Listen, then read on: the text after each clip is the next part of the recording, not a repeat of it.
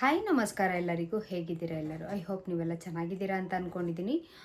ನನ್ನ ಯೂಟ್ಯೂಬ್ ಚಾನಲ್ನಲ್ಲಿ ಹೊಸದಾಗಿ ನೋಡ್ತಾ ಇರೋರಿಗೆ ಒಂದು ಇನ್ಫಾರ್ಮೇಷನ್ ವಿಡಿಯೋ ಆಗಿರ್ಬೋದು, ಹಾಗೆ ಪ್ರೆಗ್ನೆಂಟ್ ಹೆಣ್ಮಕ್ಳಿಗೆ ಒಂದು ವಿಡಿಯೋ ಆಗಿರ್ಬೋದು, ಮಗುದು ಬಾಣಂತಿದ್ದು, ಹಾಗೆ ಅಡುಗೆದಾಗಿರ್ಬೋದು, ಸಿಂಪಲ್ಲಾಗಿ ಬ್ಯೂಟಿ ಟಿಪ್ಸ್ ಆಗಿರ್ಬೋದು, ಹಾಗೆ ವ್ಲಾಗ್ ಚಾನಲ್ಲು ಅಂತ ಅಂದಮೇಲೆ ಎಲ್ಲ ಥರದ್ದು ಇನ್ಫಾರ್ಮೇಷನ್ಸು ಇರುತ್ತೆ, ಹಾಗೆ ಎಲ್ಲ ಥರದ್ದು ಕೂಡ ವಿಡಿಯೋಗಳು ಇರುತ್ತೆ. ಇದರಲ್ಲಿ ನೀವಿನ್ನು ಹೊಸದಾಗಿ ನೋಡ್ತಾ ಇದ್ರೆ ಖಂಡಿತವಾಗ್ಲೂ ನನ್ನ ಚಾನಲ್ ಸಬ್ಸ್ಕ್ರೈಬ್ ಮಾಡ್ಕೊಳ್ಳಿ, ಹಾಗೆ ಇಷ್ಟ ಆದರೆ ಲೈಕ್ ಮಾಡಿ, ಹಾಗೆ ಶೇರ್ ಮಾಡಿ ಅಂತ ಹೇಳ್ತಾ ಬನ್ನಿ ವಿಡಿಯೋನ ಸ್ಟಾರ್ಟ್ ಮಾಡೋಣ. ಇವತ್ತಿನ ವಿಡಿಯೋದಲ್ಲಿ ಶುಕ್ರವಾರ ಹೆಣ್ಮಕ್ಳು ಮನೆಯಲ್ಲಿ ಒಳ್ಳೆಯದಾಗಬೇಕು, ಆರ್ಥಿಕ ಪರಿಸ್ಥಿತಿ ಎಲ್ಲ ಸರಿ ಇರಬೇಕು ಅನ್ನೋ ವಿಚಾರನ ಇವತ್ತಿನ ವಿಡಿಯೋದಲ್ಲಿ ಮಾತಾಡೋಣ. ಹೆಣ್ಮಕ್ಳು ಪೂಜೆ ಮಾಡೋದು ಅಂದರೆ ಒಂದು ತುಂಬಾ ಖುಷಿ ವಿಚಾರ. ನಮಗಂತೂ ಪೂಜೆ ಮನೆಯಲ್ಲಿ ಪೂಜೆ ಮಾಡಲಿಲ್ಲ ಅಂದರೆ ಏನೋ ಕಳ್ಕೊಳಂಗೆ ಒಂಥರ ಫೀಲ್ ಆಗ್ತಾ ಇರುತ್ತೆ. ಕಂಪಲ್ಸರಿ ಒಂದು ತಿಂಗಳಲ್ಲಿ ಒಂದು 3 ದಿವಸ 5 ದಿವಸ ಈ ಥರ ಎಲ್ಲ ಬಿಟ್ಬಿಟ್ಟು ಮನೆಯಲ್ಲಿ ರೆಗ್ಯುಲರ್ ಆಗಿ ಪೂಜೆನ ಮಾಡೋ ಅಂಥದ್ದು. ಶುಕ್ರವಾರ ಯಾವ ಥರ ಮನೆಯಲ್ಲಿ ದೀಪನ ಹಚ್ಚಿದ್ರೆ ಒಳ್ಳೆಯದಾಗುತ್ತೆ ಅಂತ ಈ ವಿಡಿಯೋದಲ್ಲಿ ತಿಳಿಸ್ಕೊಡ್ತೀನಿ. ತುಂಬ ಜಾಸ್ತಿ ವಿಡಿಯೋನ ಎಳೆಯೋದು ಬೇಡ, ಸ್ಟಾರ್ಟ್ ಮಾಡೋಣ.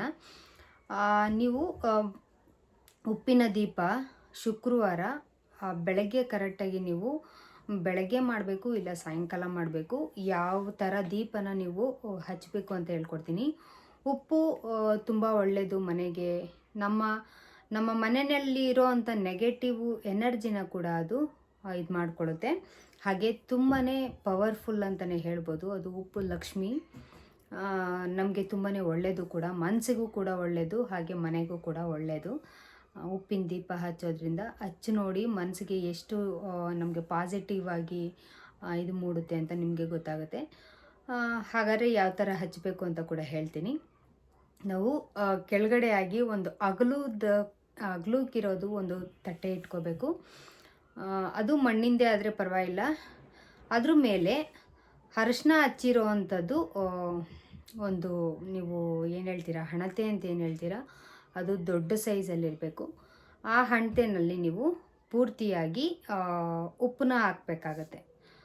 ಉಪ್ಪನ್ನ ಹಾಕಿದ್ಮೇಲೆ ಅದರಲ್ಲಿ ಪೂರ್ತಿಯಾಗಿ ಅಂತ ಅಂದರೆ ದೀಪ ಇಡಬೇಕು ನೀವು, ಅದರಲ್ಲಿ ಉಪ್ಪನ್ನ ಹಾಕಿ ಸ್ವಲ್ಪ ಒಂದು ಇಷ್ಟು ಹಾಕಿ, ಅಗಲ ಇರೋದು ಅಂತಂದರೆ ಇಷ್ಟು ಕೂರಬೇಕದು. ಉಪ್ಪನ್ನ ಹಾಕಿ, ಉಪ್ಪು ಹಾಕಿದ್ಮೇಲೆ ನಿಮಗೆ ಇನ್ನೊಂದು ದೀಪನ ಪೂರ್ತಿಯಾಗಿ ಅರಿಶಿನ ಹಾಕಿ ಅದರಲ್ಲಿ ಅಕ್ಷತೆನ ಹಾಕಬೇಕು. ಒಂದು ಇಷ್ಟ ಆದರೆ ಅಕ್ಷತೆ ಸಾಕಾಗುತ್ತೆ. ಇಷ್ಟು ಅಕ್ಷತೆನ ಇನ್ನೊಂದು ದೀಪದೊಳಗಡೆ ಫಸ್ಟು ಕೆಳಗಡೆ ಒಂದು ತಟ್ಟೆ ಇಡಬೇಕು. ತಟ್ಟೆ ಮಣ್ಣಿಂದಾದರೆ ಪರವಾಗಿಲ್ಲ, ಯಾಕೆಂದರೆ ಬ್ಯಾಲೆನ್ಸ್ ನೀಟಾಗಿರಲಿ ಅಂತ ಅಷ್ಟೇನೆ. ಒಂದು ಅದ್ರ ಮೇಲೆ ಒಂದು ದೀಪದೊಳಗಡೆ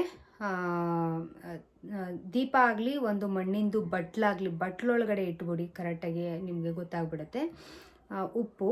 ಉಪ್ಪಿನ ಮೇಲೆ ದೀಪ ಇರಬೇಕು. ದೀಪದೊಳಗಡೆ ನೀವು ಅಕ್ಷತೆನ ಹಾಕಬೇಕು. ಅದು ಕೂಡ ಅರಿಶಿನದಲ್ಲಿ ಇದು ಮಾಡಬೇಕು. ಹಾಗೆ ಕಲ್ಲುಪ್ಪನ್ನ ಯೂಸ್ ಮಾಡಿ, ಪುಡಿ ಉಪ್ಪನ್ನ ಯೂಸ್ ಮಾಡಬೇಡಿ. ದೀಪದೊಳಗಡೆ ಅಕ್ಷತೆ ಹಾಕಿರ್ತೀರಲ್ಲ, ಅದ್ರ ಮೇಲೆ ಮತ್ತೆ ಇನ್ನೊಂದು ದೀಪನ ಇಡಬೇಕಾಗುತ್ತೆ. ಆ ದೀಪದಲ್ಲಿ ನೀವು ಫಸ್ಟು ಎಣ್ಣೆನ ಹಾಕಬೇಕು, ಆಮೇಲೆ ಬತ್ತಿನ ಹಾಕಬೇಕು. ಎಣ್ಣೆ ಅಂದರೆ ನೀವು ಎಳ್ಳೆಣ್ಣೆ ಅಂತ ಏನು ಬರುತ್ತೆ ಅದೇ ಎಣ್ಣೆನ ಯೂಸ್ ಮಾಡಿ, ತುಂಬಾ ಒಳ್ಳೆಯದು. ಮನೆಯಲ್ಲಿ ತುಂಬಾ ಒಳ್ಳೆಯದಾಗುತ್ತೆ ಅದು ಕೂಡ. ಎಳ್ಳೆಣ್ಣೆನ ಹಾಕಿದ್ಮೇಲೆ ನೀವು ಅದನ್ನು ಸುತ್ತಲೂ ನೀವು ಉಪ್ಪೇನು ಹಾಕಿರ್ತೀರ ಇದಕ್ಕೆ ಸ್ವಲ್ಪ ಅಲಂಕಾರನ ಮಾಡಿ, ಅರಿಶಿನ ಕುಂಕುಮ ಎಲ್ಲ ನೀಟಾಗಿಟ್ಟು ಪ್ರತಿ ಶುಕ್ರವಾರ ಎಲ್ಲ ಸಂಜೆ ಮಾಡೋರು ಕೂಡ ಮಾಡ್ಬೋದು, ಇಲ್ಲ ಬೆಳಗ್ಗೆ ಹೊತ್ತು ನೀವು ಬೆಳಗಿನ ಜಾವ 5 ಗಂಟೆ 5:30 ಈ ಥರ ಮಾಡೋರು ಕೂಡ ಮಾಡ್ಬೋದು. ಸ್ವಲ್ಪ ಕಷ್ಟ ಆಗುತ್ತೆ ಅಂದರೂ ಪರವಾಗಿಲ್ಲ, ನೀವು ಸಂಜೆ ಹೊತ್ತು ಕೂಡ ಮಾಡ್ಬೋದು. ದೇವರಿಗೆ ನೀವು ದೇವ್ರ ಫೋಟೋ ಹೆಂಗೆ ಇಟ್ಟಿರ್ತೀರ ಅಂತಂದರೆ ದೇವರಿಗೆ ಈ ಥರನೇ ತೋರಿಸೋ ಹಾಗೆ ನೀವು ದೀಪನ ಹಚ್ಚಬೇಕು. ಎಲ್ಲ ಪ್ರತಿ ಸತಿ ನಾವು ಈ ಥರ ಹಚ್ಚಿತೀವಲ್ಲ, ಅದನ್ನು ಆ ಥರ ಹಚ್ಚಬೇಡಿ.